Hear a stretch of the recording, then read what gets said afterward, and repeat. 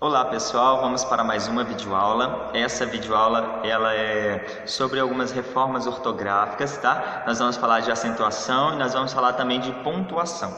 Eu espero que vocês possam anotar tudinho aí.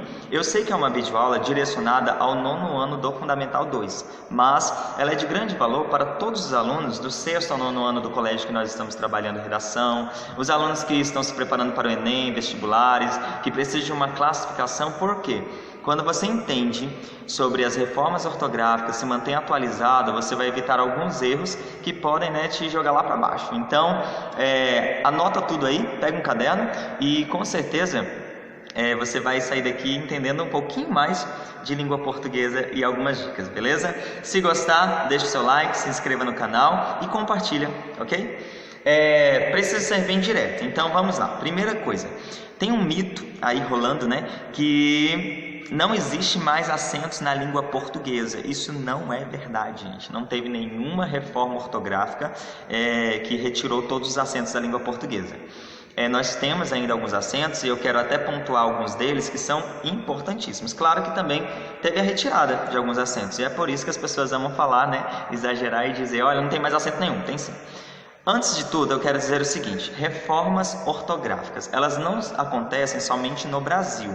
Toda vez que acontece uma reforma ortográfica, ela é direcionada a todos os países que utilizam aquela mesma língua. Então, todos os países que utilizam da língua portuguesa, essas leis, as reformas ortográficas, são para melhorar, para que possa ser mais semelhante, para que possa ter um uso igual, para que todos possam compreender e aquelas línguas possam se tornar ainda mais parecidas. As nações não tem uma diferença tão grande nas palavras, na compreensão. Então, as reformas ortográficas elas não ocorrem somente no Brasil, ok? Reforma ortográfica a respeito de acentuação.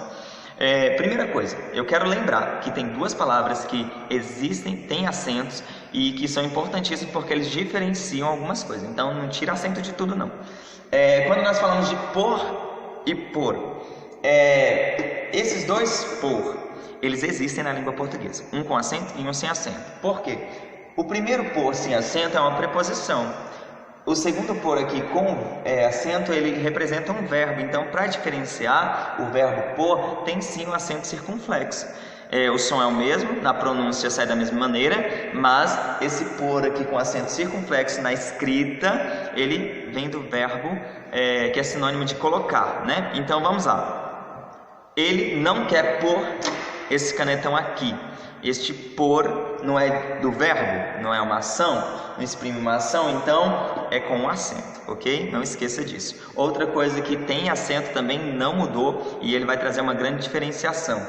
Tem e tem. O tem sem acento é singular, o tem com acento circunflexo é plural. Então, ele tem um canetão. Esse tem vem do acento sem acento, porque é singular. Agora, eles têm canetões. Esse tem no plural é com o acento, porque tem que ter uma diferenciação entre essa palavra no singular e essa palavra no plural, ok? Então não se perdeu todos os acentos. Agora, onde foi que os acentos se perderam nessas reformas ortográficas? Nas reformas ortográficas, houve, por exemplo, quando aquela vogal dobra, perde o acento. Por exemplo, voo, a palavra voo, ele fez um voo. Tem duas vezes a vogal O, então não precisa mais de acento. Vou não tem mais acento. Você pode repetir a vogal duas vezes. Vem, que eu coloquei aqui, eles veem, eles enxergam, eles observam, veem. Então, esse vem, estão vendo, duas vezes, dobrou a vogal E, então não tem mais acento também, ok? E outras palavras também, onde você vê que dobrou a vogal, não tem mais acento. Eu te perdoo, perdoo, tem duas vezes a vogal O, e aí eu não preciso colocar o acento. Outra também que mudou, que a gente já sabe, na nova reforma ortográfica, antes a palavra ideia, por exemplo, tinha acento no E, porque ela é uma paroxítona, e aí esse de né, esse ezinho aqui vai representar a sílaba tônica. Agora, quando tem o encontro do ditongo mas, essa paroxítona não precisa mais de acento. Como assim? A palavra ideia não tem mais acento, a palavra assembleia não tem mais acento, a palavra jiboia não tem mais acento, ok? Então, o ditongo em união com essa paroxítona perdeu o acento também na nova reforma ortográfica. Tá ok? Deu para entender algumas palavras que perderam e outras que não perderam acento? E aí você pode estar estudando cada vez mais e mais, e com certeza você vai ver que teve algumas mudanças, mas que também não é tão complicado assim, dá pra gente se atualizar. Pessoal, é o seguinte, no livro de vocês aí do 9º ano, porque eu não posso esquecer que eu estou dando uma videoaula para o 9º ano, eu queria que vocês olhassem na página 156, vai ter um anúncio sobre o Teatro de Calabar. E aí esse anúncio ele é bem antigo, ele foi escrito, se eu não me engano, em 1877. Então tem algumas palavras que elas mudaram ao longo do tempo, por isso que a gente está tratando do assunto reformas ortográficas, porque as palavras de fato podem mudar ao longo do tempo. Foto vai estar aí com PH, tipo poto, fotografia também vai estar com PH, colégio vai estar com 2 L's e não tem mais 2 L's, então algumas palavras que mudaram. E uma coisa importante, vocês vão ver que nesse texto está assim, Calabar decidiu trair a coroa. Quando acontece do infinitivo, mas, o infinitivo, quando ele acontece mais o pronome oblíquo, quando está escondido, ele mudou. Teve uma reforma ortográfica que ele mudou. Como assim, professor? Trair a coroa. Esse verbo trair está no infinitivo. A coroa é trair ela. Quem? A coroa. Então, ao invés de falar trair a coroa, Calabar decidiu trair a coroa, o exemplo que vai estar no livro de vocês vai estar assim, Calabar decidiu traí-la. Por quê? Teve uma reforma ortográfica onde o infinitivo mais o pronome oblíquo, ele vai ganhar uma acentuação, né? Traí-la, o i vai ter uma acentuação e não precisa mais colocar trair a coroa. Trair ela, traí-la, beleza? Deixar a sua esposa. Esse verbo está no infinitivo, mais o pronome oblíquo, se eu quiser colocá-la escondida, não representar quem é, então traí-la, deixá-la, entendeu?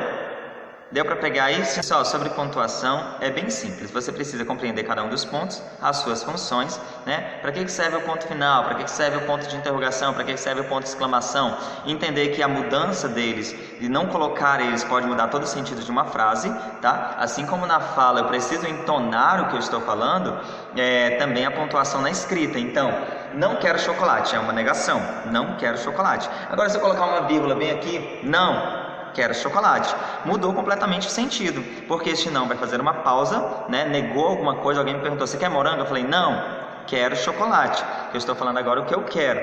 Então, muda completamente o sentido, uma pontuação em uma frase. Fica atento a todas as pontuações. Quer finalizar? Ponto final. Quer dar uma pausa? Vírgula. Quer exclamar alguma coisa? Há quanto tempo eu não te vejo? E aí não é uma pergunta, mas há quanto tempo eu não te vejo com exclamação? Ponto de exclamação. Há quanto tempo eu não te vejo? Nossa, faz muito tempo que eu não te vejo, né? Essas perguntinhas no final, então, ponto de interrogação. 2 pontos, João disse, 2 pontos. Travessão para iniciar o enunciado dele. Oi, tudo bem? Então nós temos aqui, eu quero fazer uma pausa entre o ponto final e a vírgula, mas eu não quero uma pausa curta dentro de uma frase como uma vírgula, eu quero uma pausa assim, maior. Ponto, né? Ponto e vírgula. Então, entenda cada uma das pontuações, veja no seu livro didático a função de cada uma delas e utilize. Nunca se esqueça das pontuações porque elas mudam todo o sentido, tá, de uma frase. É como na fala, eu preciso saber colocar a entonação, então no texto escrito eu também preciso saber colocar as minhas pontuações. Mas é algo bem simples, bem lógico, né? Por exemplo, eu vi uma frase uma vez assim, estou vendendo meu filho. Estou vendendo meu filho.